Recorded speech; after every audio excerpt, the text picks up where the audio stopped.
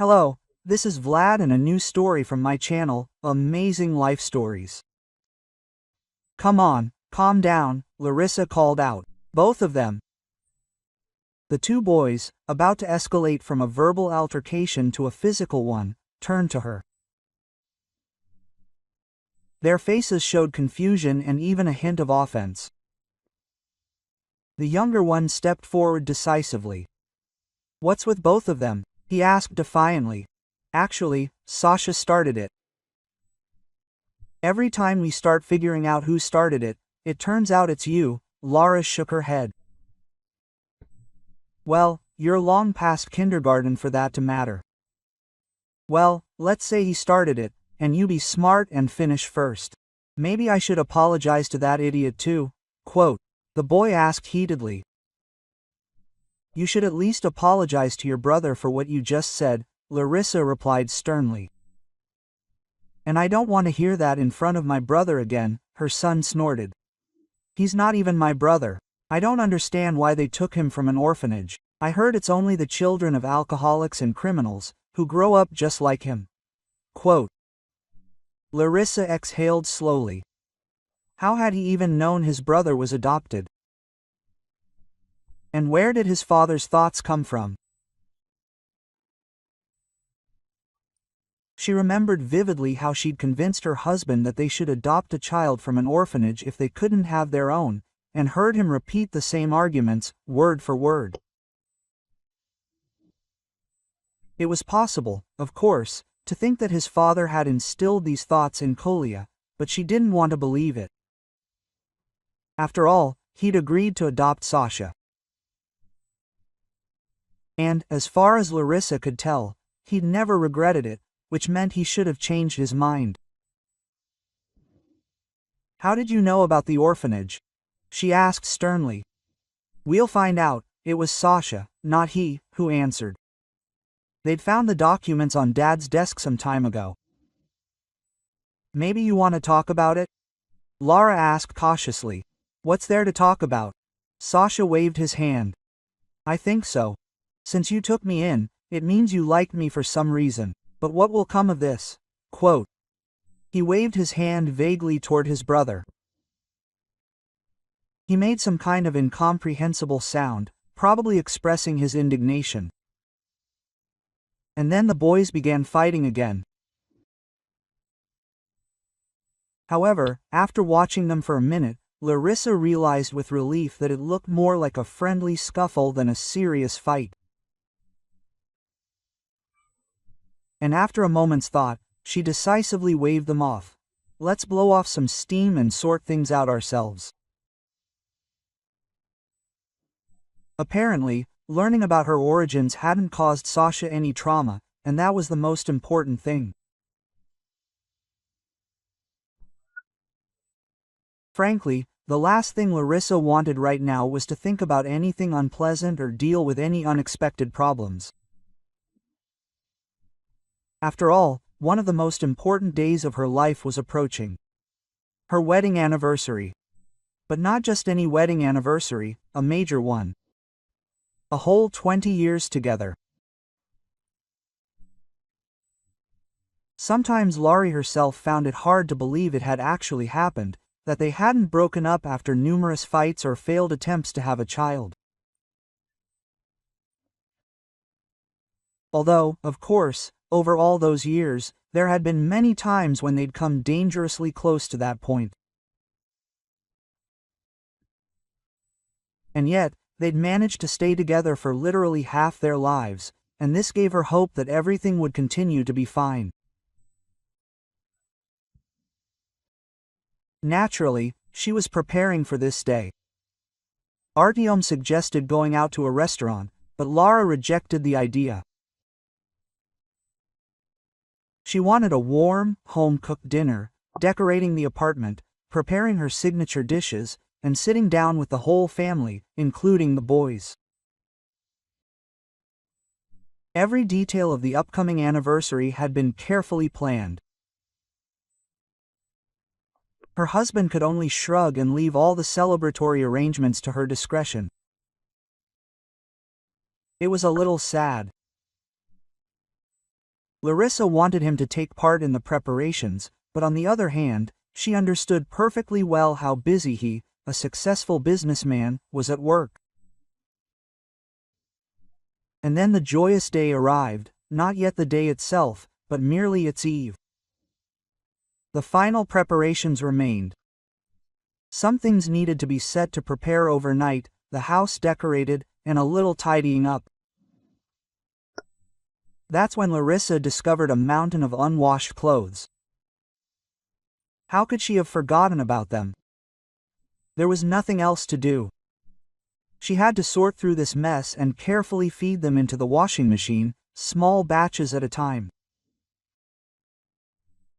The wash was in full swing when she discovered a rustling piece of paper in Artyom's jacket pocket. Taking it out, she realized it was a receipt. A closer look revealed that it had been issued at a jewelry store. The amount listed nearly made her sick. A pendant encrusted with a unique stone was listed on the receipt, followed by an amount with an absolutely indecent number of zeros. Could this really be a gift from her husband for their anniversary? But why so expensive? Especially considering that he, unlike his wife, seemed to see nothing special about the day. It was unknown where these thoughts would have led her if they hadn't been interrupted by the doorbell. She glanced down the hallway in surprise. Lara wasn't expecting anyone. She had to go answer it. And she could only hope that whoever was there wouldn't take up too much of her time. "Hello, Larissa, I hope I'm not bothering you too much. I'll just be a minute." Quote. Her friend stood at the threshold. They both worked for the local newspaper. Except Larissa was an artist, and Natasha was a real journalist. She was constantly busy with some kind of investigation and practically never had a minute to spare. That made her unexpected appearance all the more surprising. "No, not really," Larissa lied politely. "Come in, would you like some tea?" No. Natasha shook her head. "I'm in a hurry, work. And I don't want to disturb you, but I couldn't completely ignore your anniversary. Here, I've prepared a small gift." With these words, she held out a rustling package, wrapped in craft paper and quite heavy. Larissa examined it with curiosity. It was something new. Somehow, she and Natalia hadn't developed the habit of exchanging gifts, especially on such special occasions. "Just don't tell anyone it's from me," her friend suddenly said. "And don't show it, open it when you're sure you're alone." "Okay, I'm off, bye." Quote. Having scolded her friend, Natasha dashed off in an unknown direction, very much in her style. Larissa stood in the doorway for a while, examining the mysterious package, but then, coming to her senses, finally went into the apartment. Ultimately, no one but herself would finish the anniversary preparations.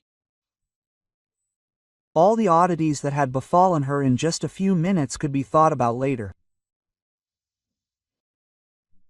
And then the day had arrived. Lara had everything ready. Dinner was on the table, the whole family was gathered, candles, decorations, just as she had planned. Now, it seemed to her, nothing could ruin this perfect evening. They ate, talked, had fun, then sent the boys to bed and were left alone together. And now, Artyom smiled, "I want to give you a small gift." With these words, he rummaged in his jacket pocket and pulled out a small box. Larissa's heart pounded with both joy and anxiety. Now she would see this pendant with her own eyes, incredibly expensive, with some unique stone. She accepted the gift and opened it, trying to stop the trembling in her hands. And inside the box, on a velvet lining, lay a heart-shaped gold pendant with a delicate pearl in the center. Yes, it was beautiful, sweet, and perfectly suited to her tastes. But it was completely different from the one her husband had paid a fortune for. She tried to hold back the tears that were threatening to spring to her eyes. It wasn't even that she hadn't received what she expected. It was just that a natural question arose. If that expensive pendant wasn't meant for her, then who was it for? And the thoughts on the matter were the most gloomy. She had to force herself to say something. Thank her, pretend everything was fine, or, on the contrary, inquire right then and there about the fate of that other pendant. Artyom must have read something in her face. Or maybe he was simply uneasy by the long silence. What, you didn't like it? He asked worriedly. And I thought it was just to your taste. Yes, very sweet, Laura agreed reservedly. But I expected something a little different. You see, I found a receipt in your jacket pocket. She stood up abruptly from the table and went to the nightstand, where she hid the treasured piece of paper.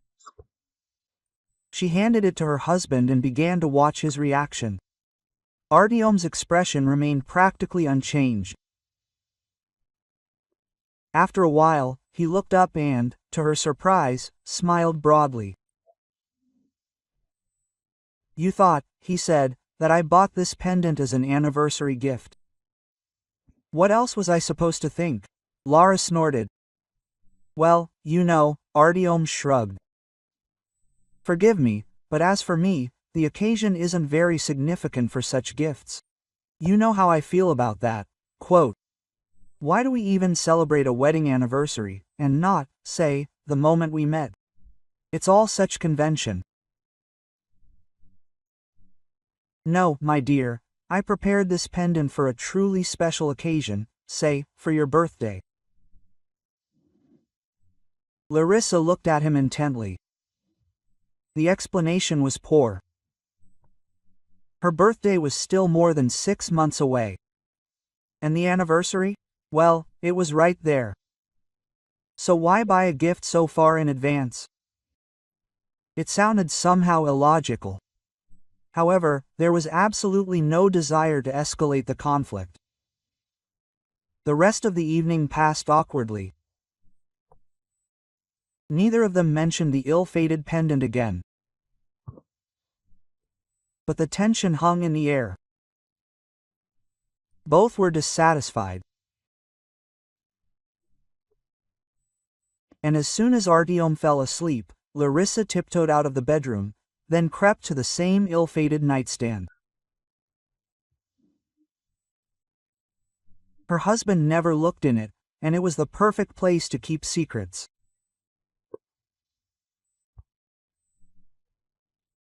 Usually, it held gifts for Artyom or the children, but now, buried under a pile of things at the very bottom, lay the mysterious package Natalia had given her.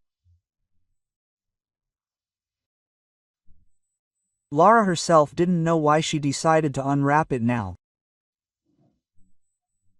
Perhaps she was hoping that a small gift from her friend would somehow ease her disappointment from the evening. Opening the gift, she was surprised to find something unusual inside. At first glance, it looked like a flash drive, but she quickly realized it wasn't. The device looked too complicated. Some strange wires were running where they shouldn't have been. What was it?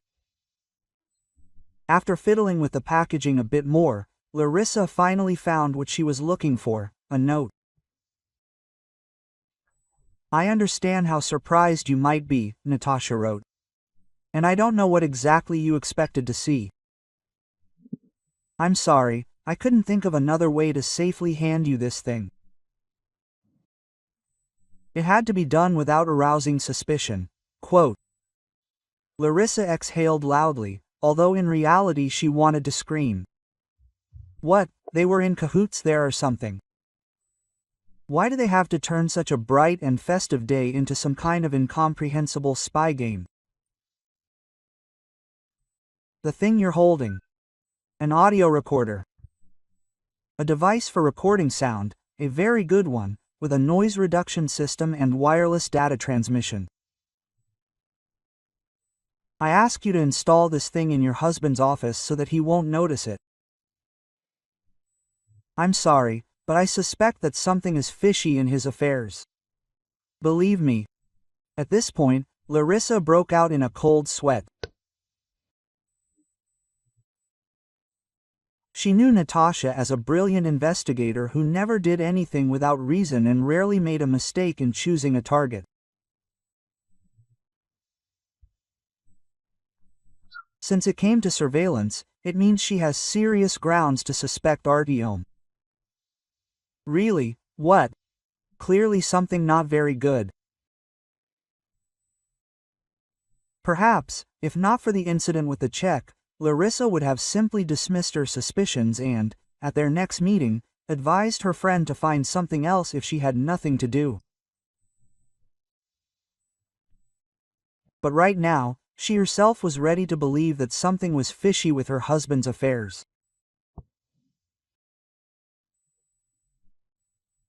She hesitated briefly before finally placing the device in an old, long-defunct lamp that had been gathering dust in her husband's office for years.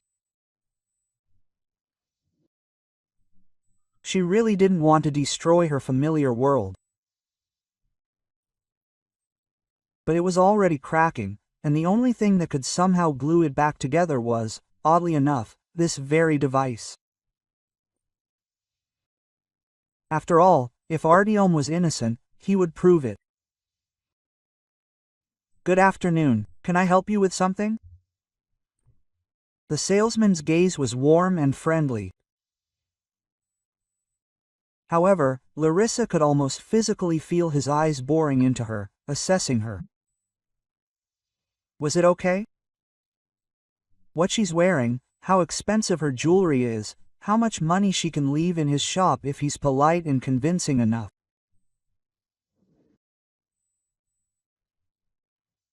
She knew it would be like this, so she tried to pick out the best, things she only wore on big holidays. There's not much jewelry, but each one is worth several years of this salesperson's salary.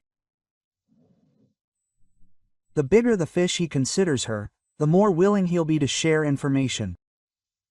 Good morning, Laura smiled. Honestly, I think you can. You see, my parents are having a big anniversary soon, 50 years of marriage, and I'd like to find a suitable gift for them. Oh, it's a really important date, the consultant nodded. Would you like me to show you our services? Pure silver. Actually, no. Gold would suit you better. Or maybe you'd like to please them with some paired jewelry.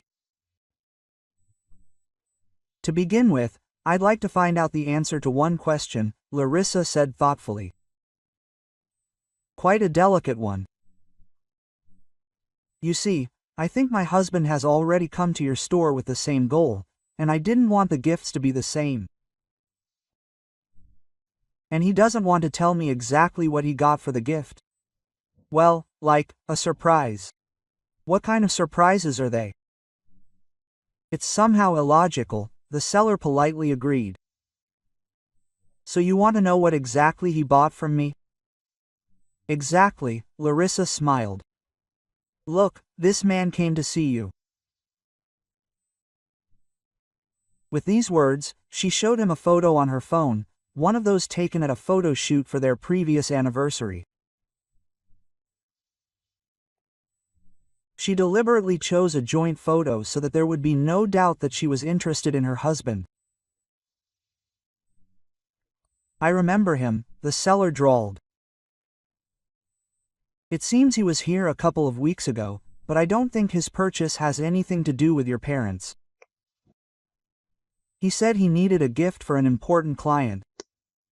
And, frankly, his choice surprised me.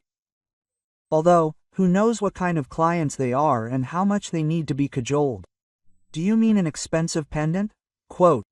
As if by chance, Larissa asked. So you saw it? The salesperson said. No, not it. Larissa shook her head. Just the receipt.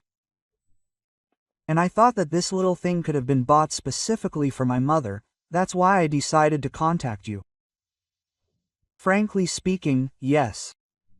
If it weren't for that phrase about the client, I would have thought that it was bought for someone else's mother, the salesperson said. It's so, you know, large, massive, with a large stone. Older women usually prefer those. I certainly wouldn't give you something like that. Well, the client could be an older woman, Laura smiled. That's true, the consultant agreed.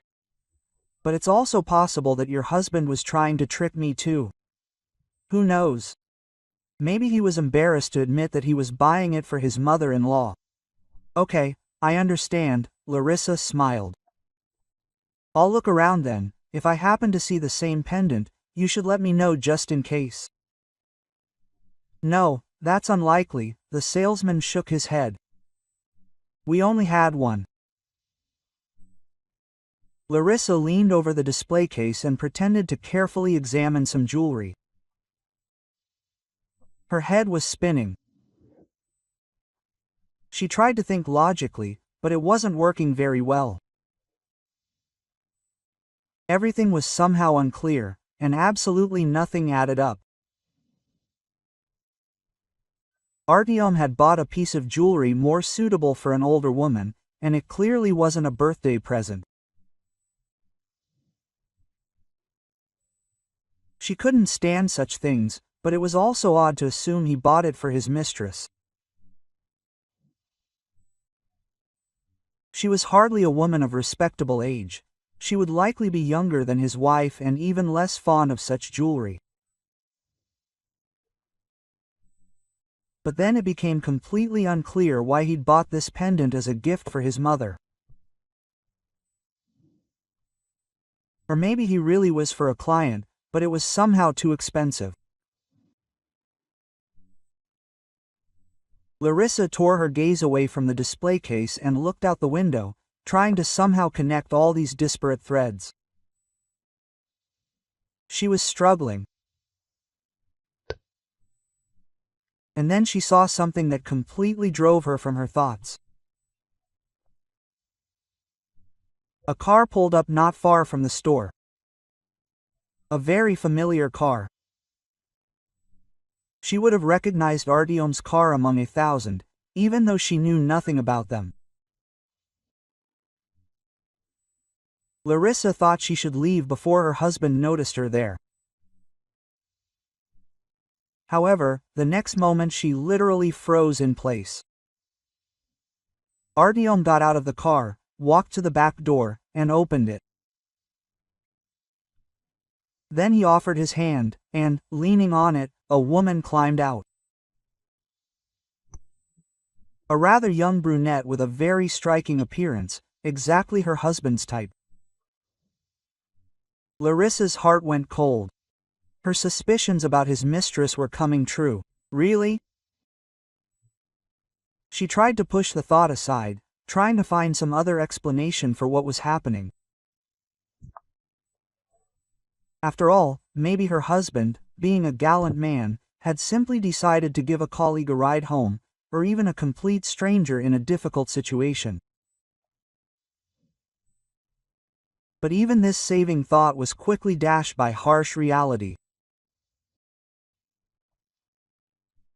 Artyom, standing near the car, chatted pleasantly with the woman for about 5 minutes, then handed her an envelope and, as a parting gesture, leaned toward her, clearly kissing her.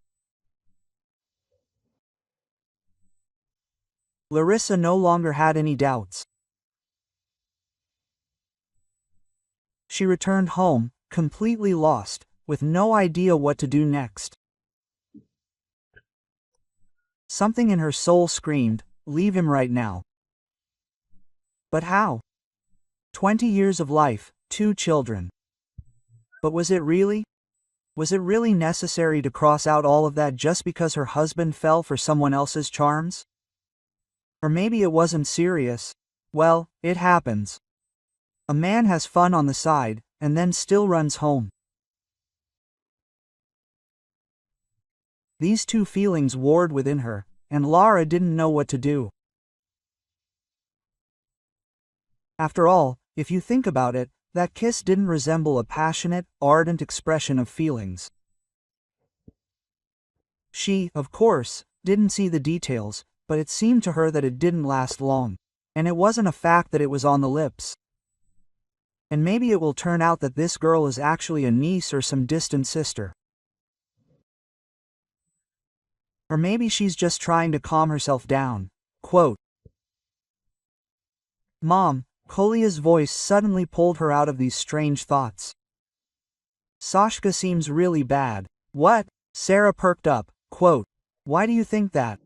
"He's coughing constantly, like he's suffocating," her son said worriedly. "And his forehead is hot. The fever reducers don't seem to be helping." Larissa got up from her chair and followed Kolia worriedly into the nursery, immediately realizing her son was right. Sashka looked really bad, red as a lobster.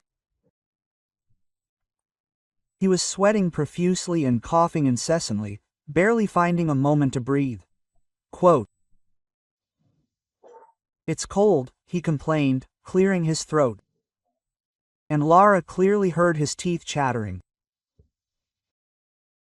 Sashka had been ill for over 2 weeks. Sometimes it seemed like he was getting better, but then everything would somehow roll back. The doctors prescribed various medications, but ultimately nothing helped. However, he had never felt as bad as he did now. With just one glance at her son, Larissa grabbed the phone and called an ambulance. The doctors arrived fairly quickly. They carefully examined the boy, and one of them, turning to her, stated, "You need to go to the hospital immediately." "I have no right to make any diagnoses, but I think it's pneumonia." "I'm with you," she said immediately. "Well, of course," the doctor nodded. "Me too," Kolia said unexpectedly. The doctor hesitated. "It's better for you to stay at home. You shouldn't go around the infectious diseases ward. You'll catch something yourself." "So what? How will your mother handle 2 sick children?" "Oh, it's like Mom can't catch anything," Kolia was indignant. "Sasha is my brother, so I have the right." "You'll have that right when you become an adult," Larissa snapped. "But for now, stay at home. Seriously, there's no point for you to be there. When it's possible, I'll take you with me." "Agreed?" Quote. Kolia nodded reluctantly. And Larissa, only sitting in the ambulance, suddenly realized her son called Sasha his brother and seemed genuinely worried about him. Yeah, she should have been happy about such a change in their relationship. But the circumstances were completely unfavorable. Larissa tried to convince herself that her son would be fine. After all, he was in the doctor's good hands. The preliminary diagnosis was certainly unpleasant, but in the 21st century, it was quite treatable. However, time passed, and Sasha showed no signs of recovery. His cough had been controlled, but his fever remained stubbornly high and refused to go down. The doctors did everything they could, but Larissa saw no results. Quote, "It's a complicated case," the attending physician explained sadly. "The bacteria that infected his lungs turned out to be very resistant to antibiotics. He's also allergic to some particularly strong medications. We're supporting him, trying to find the right treatment." "Couldn't you try harder?" Kolia exclaimed angrily, overhearing this conversation. "I only have a brother, and I don't want to be left without him." "You won't be left without him." Suddenly, a kind voice rang out from somewhere behind him. "There are very good doctors at this clinic, and I'm sure they'll save your brother." Lara and Kolia turned around in surprise. Directly behind them stood a man, tall but remarkably upright. Unlike many people of above-average height, he didn't slouch at all, which made him seem even more massive. He was dressed in simple jeans and a t-shirt, holding a bag. Quote, "Sorry for interrupting," he said in the same calm, friendly tone. "Anya, my daughter, is in this room. And the one across from her is probably Sasha," Kolia whispered to his mother. "They only have one girl in the room, a tall one." Despite his dismissiveness, there was genuine admiration in his tone. And Lara got the feeling that her son genuinely liked this Anechka.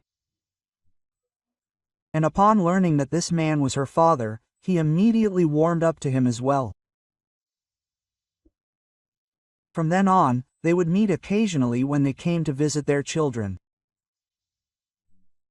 Larissa even developed a certain affection for this man. He seemed calm and reliable, and seemed to impart some of these qualities to everyone around him. Gradually, they began to talk and soon became very good friends. His name was Oleg. And, to Lara's surprise, it turned out he had previously worked as an investigator. She had thought such a gentle and kind man couldn't possibly be associated with such a profession. Quote, "Maybe that's why he left," Oleg smiled sadly when she shared these thoughts with him. "Now I work in corporate security. It's somehow calmer, and the pay is better." At first, after Sasha was hospitalized, Larissa's thoughts were exclusively occupied with him. But gradually, other problems began to return, like her mistress. And, no matter how you look at it, it was impossible to simply pretend nothing was happening. She dismissed the idea of talking to her husband almost immediately, knowing he would find a way to wriggle out of it, and even make it look like she was to blame. She wanted to find out the truth so she could understand her next steps. There was only one option left: talk to the girl she'd seen with Artyom. She wasn't planning on arguing or trying to sort things out. In a way, she even felt sorry for her. Larissa remembered her perfectly well at her age. Dreamy, romantic, capable of falling in love at first sight, truly and lastingly. And here was this man, accomplished, handsome, rich, and courteous. Yes, the poor thing might not even know he was married. Still, she needed to talk. If the girl really didn't know, it would be better for her. How could she quickly figure out who exactly she'd gotten involved with? One day, when Artyom was asleep, Larissa resolutely went through his phone. She'd never done anything like this before and felt very uncomfortable. Nevertheless, she was certain it was necessary. And, oddly enough, her supposed rival revealed herself quite quickly. There weren't many women in her husband's address book, but this one, affectionately signed, Lerachka, even had a photo added. A photo of that same girl. And besides her phone number, there was also an office address. This seemed rather odd. Why a work address and not a home one? For security's sake? Or was the girl smarter than Larissa thought and in no hurry to show a man she barely knew where she lived? Well, if so, it gave her hope that a deal might be reached.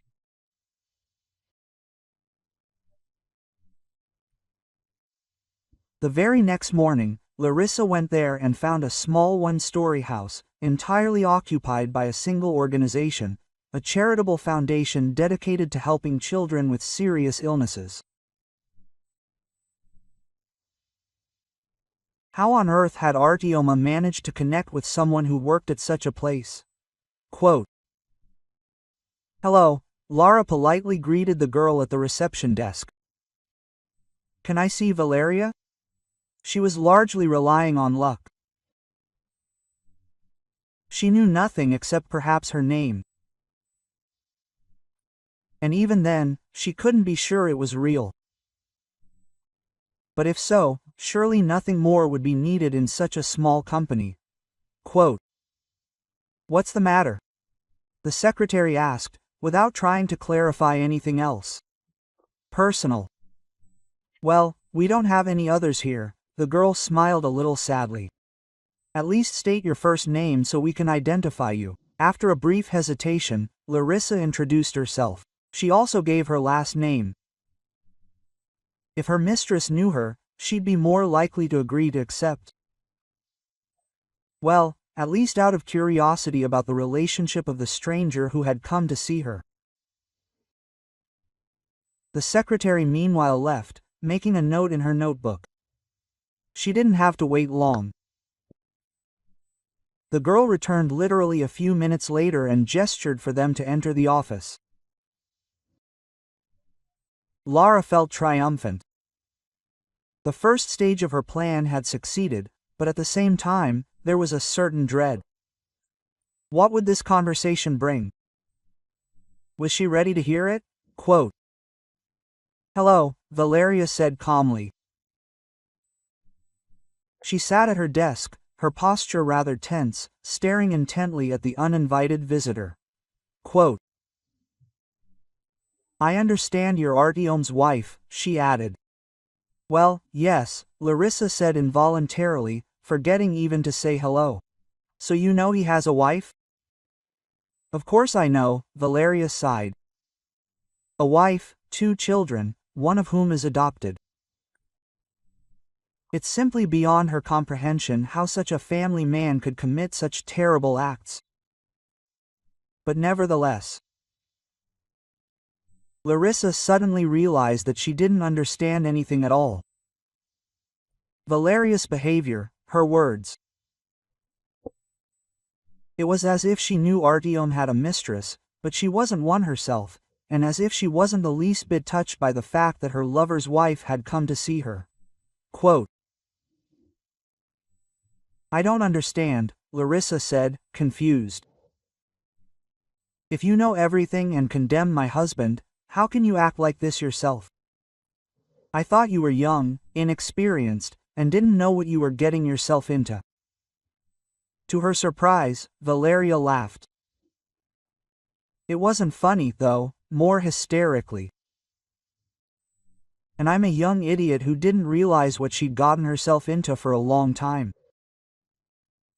But I don't think you have a very good grasp of the situation either. Do you think I'm a mistress?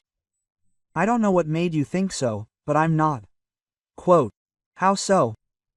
Larissa asked, unable to think of anything better. "I'm afraid when I tell you, you'll wish it wasn't an affair. Actually, Artyom started providing quite substantial support to our foundation some time ago. We all thought it was a real miracle. Such a wealthy man taking an interest in our affairs. Artyom got involved in charity work." Larissa raised an eyebrow in surprise. "Well, don't pull the wool over my eyes. Don't I know my husband? The last thing he'd spend money on is helping some other people's children." "Well, you see." Valeria shook her head sadly. "You know that, but I don't. I believe the man was genuinely concerned, but I only started to suspect it when the books stopped adding up. Well, there were a few other things. Anyway, that's when it became clear your husband had found an excellent cover for laundering money." Quote, "No," Larissa whispered. "He could have. He's certainly not the most sensitive person, but he's not a monster either. Alas, I'm not making this up. I even have some evidence, but I can't use it. It turns out I unwittingly became a participant in this scam. I don't even know what will happen to me if it all comes to light. He's probably got enough resources to blame me, but I can't. I have a nephew with a rare, very serious disease, and I'm trying to save him. Quote. Actually, I saw you in Artyom not long ago, near the jewelry store. Larissa was still clinging to the faint hope that the girl was lying, trying to cover up an affair. And you kissed. No, we didn't kiss. I was genuinely disgusted, Lyra exclaimed. He tried, of course, he's been trying to hit on me for a long time, but I'm not interested at all, especially after what I found out about him. Back then, he simply handed me some fake papers so the fund's reports would line up. He tried to kiss me, but I dodged him. Larissa looked her straight in the eyes and suddenly realized she believed every word she said. Everything in her story matched what had been happening over the past few weeks. And now, hearing the truth, she remembered something else: Natasha's strange gift.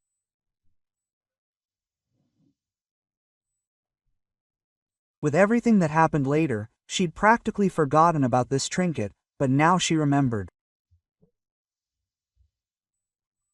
Lara realized that if she wanted to get to the bottom of this, she needed to talk to her friend. After all, she'd heard about Artyom's activities from somewhere. Besides, the recording device had been in her husband's office for several weeks. It must have recorded something. Quote. Hello. Lara greeted, entering her friend's office. Oh, what people. She smiled. You rarely show up at the editorial office. Just please don't tell me the boss has decided to declare war on remote work. I can't stand it. I need to work from home at least sometimes. And I'm not even mentioning the fact that, in general, reporting is impossible without going to the scene. Nothing will happen with your remote work, Lara snorted. I'm different here. Listen, I don't even know how to say this, but it's personal. Natasha sighed, calming him down. Tell me what's personal, because you and I haven't had a normal conversation for 100 years. You're all about family, I'm all about work. But Larissa said so thoughtfully here. We recently found out that my family and your work are almost the same thing. Well, yes. Natasha looked at her with a new, especially intent gaze. Is that what you mean? Listen, well, I should thank you for fulfilling my little request. The device is working properly, and, apparently, your husband doesn't suspect it. Honestly, I took a big risk, because it was impossible to understand how you'll behave, even though we're friends. But it seems to me, Larissa remarked meaningfully. Since I agreed to help you and you're convinced that I'm on your side, I deserve a little more. Oh God, Natalia exclaimed. I'll never believe that you're going to extort money from me. Why would you? Your husband may be a bad person, but he doesn't seem to be abusing me. Well, in material terms, what does money have to do with it? Quote, Lara asked, genuinely surprised. No, I need information. I want to understand what's going on, what my husband is being accused of, and why. Quote. For a while, her friend was silent and only continued to carefully examine her, as if she were seeing her for the first time in her life. Perhaps, in a sense, that was true. Previously, all their working interactions boiled down to Lara making illustrations for her articles, and everything in person to get-togethers after work. You only came to me now, she finally said. And I gave you the device a long time ago. Something must have happened. So what? You know, around the same time, Natasha sighed, I suspected my husband of cheating and found the girl I thought was his mistress. Basically, she disappeared, a really bad girl. Valeria, Natalia exclaimed, from the foundation. My God, it was she who gave me the tip about your artiome. Interesting. Yes, she, said that her nephew is sick, Larissa nodded, and she doesn't want him to be left without her care. Well, yes, Natalia responded. Believe me, I checked this lady out first. So I only took up your husband's case when I realized that her words were true. So what? Did the wiretap yield anything? Let's find out together, Natalia suddenly suggested.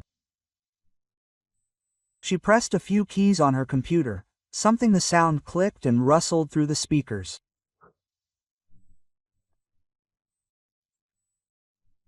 And Larissa even thought she distantly heard her own voice uttering some unintelligible phrase, to which Artyom replied quite clearly and distinctly. Sorry, I have to work. Let's do it later and don't disturb me for the next half hour. Larissa could only vaguely recall what exactly had happened then. But Natasha must have specifically chosen this particular recording.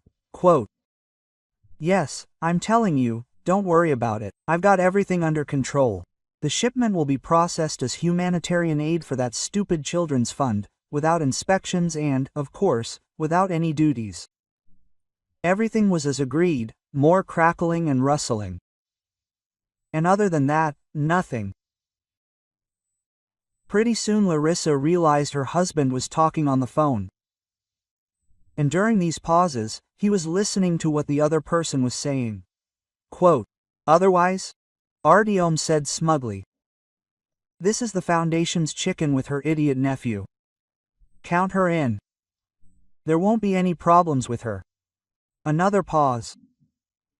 Don't worry about that either. I bought a rather expensive trinket, just for this occasion. And for it, the inspector will turn a blind eye, even if they notice anything. Do you know me? I'm working diligently now. Natasha turned off the recording. Lara stared at it, dumbfounded. She hadn't expected such an effect, although she seemed to have a rough idea of what she might have heard. So that's who that pendant was meant for, was all she could manage to say. Amid all this horror, a single bright spot emerged. Sasha was finally on the mend. The doctors had finally managed to find a treatment that wouldn't harm the child. Larissa came to visit her son again, and the doctor called her aside. Strictly speaking, we're ready to discharge him tomorrow. The treatment is working, so there's no need to keep him here any longer. Quote, Besides, the guy needs rest. You should make sure he avoids any stressful situations. Yes, if it must be said, Slara chuckled. Otherwise, all that joy now that his brother is recovering, he'll start picking on him again. If you tell him, I think he'll be more willing to believe it. Okay, I'll tell you, the doctor smiled. Lara smiled back. But she was thinking about something completely different. As with all her husband's schemes, she could be sure that her son wouldn't be subjected to any stress. You never know what could happen, and that made her very worried. But she couldn't find any reason to leave Sasha in the hospital, so she ended up returning home with a heavy heart. The next day, she had to bring her son to the apartment. A son who would clearly be safer somewhere else. Her husband was already working late at work, as usual. Now she realized he most likely didn't have a mistress. True, it didn't change anything. It was as if he was drifting further and further away from her. And there was absolutely nothing she could do about it. At that moment, her phone rang. Natasha, she answered almost happily. Do you have any news? Hello, Larissa, a completely unfamiliar voice answered. This is the police, Lieutenant Makarov. I don't know the victim's relationship to you, but your number was among the last dialed in her phone. Quote. The victim? Larissa asked, dumbfounded. What happened? I'm sorry, but Natalia, that's what you said, was hit by a car. Maybe you have some contact information for relatives, or Lara was practically not listening anymore. Quote. A cold sweat ran down her back. She was hit by a car. Larissa could have sworn it. This was no accident. Her friend was hit deliberately, precisely because she was going to go to the police. And now Eva needs to report it too. But who will listen to her? After all, Larissa hadn't the slightest idea where her friend had kept the evidence, and it was unlikely she'd find it that easily. Natasha wasn't stupid enough to keep such things in plain sight. Somehow, she gave the police officer the information he needed. She even found Natasha's mother's number. However, knowing a little about their relationship, she was sure it would be useless. She reported this to the police officer, in turn extracting information from him about where exactly her friend had been taken. Then Valeria called her and nervously declared that she no longer intended to participate in their common cause. You understand, I have a nephew, she said. And there were clearly tears in her voice. And now, after this attempt on the journalist's life, you understand that this is an attempt. Now the stakes are greater than before. My life could be at risk. What's more, the life of an innocent child. It's almost the same thing. Who will take care of Lyosha if I'm gone? Do you think it will be safer if these people remain free? Quote. Larissa asked. Do you think they'll stop? Then we'll leave, Lyra declared decisively, heading to another city, where we won't be found. They'll follow you everywhere, Larissa predicted gloomily. How can you not understand? These are truly terrible people. And to prevent them from harming anyone else, they need to be sent to prison for a long time, so that no one gets out, or gets out very soon. But, Lyosha, Valeria was already openly sobbing. I can't expose him to such danger. After my brother died in the plane with his wife, I'm the only one he has left. Quote. Listen, Larissa said as gently as possible. I have 2 sons and at least 1 stepchild of my husband. Do you really think I don't worry about them? Quote. But I understand, the only way to ensure safety is to put the criminals behind bars. You're probably right, Valeria muttered. Okay, we'll stay, but I really want this to be over. Everyone wants that, quote. Still just as softly, Larissa responded. And I'll try my best to make sure that's exactly what happens. These weren't empty words. She truly intended to act, and as decisively as possible. Only one option occurred to her. It was, of course, awkward to turn to a colleague for help, since the children's lives were at stake. And Larna, as a father himself, would understand her concerns perfectly. And she was right. After listening to her story, Oleg said he was ready to get involved and, what's more, to involve his police connections. So the case moved forward quite quickly.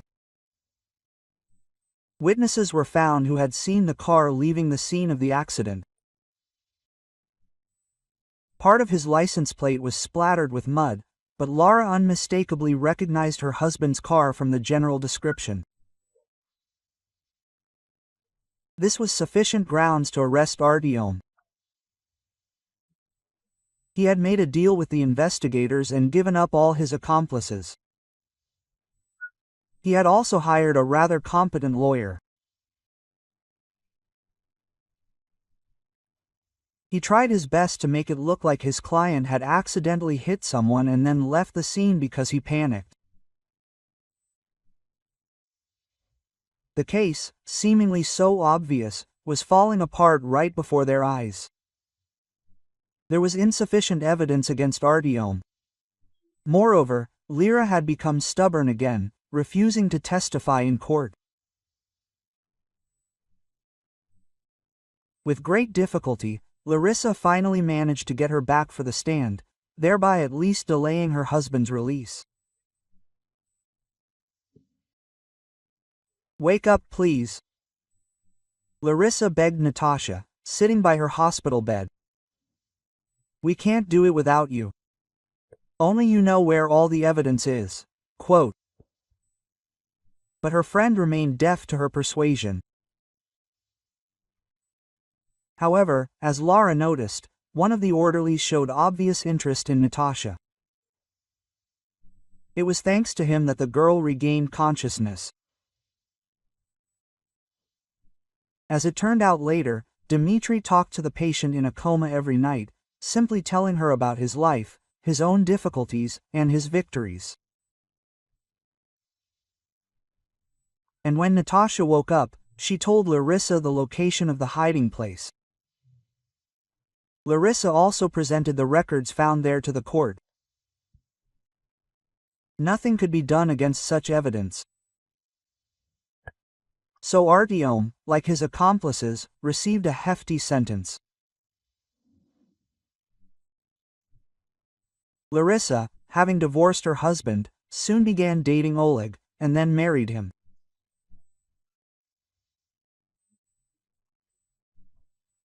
They had a large and close-knit family, raising 3 children, just what Larissa had always dreamed of.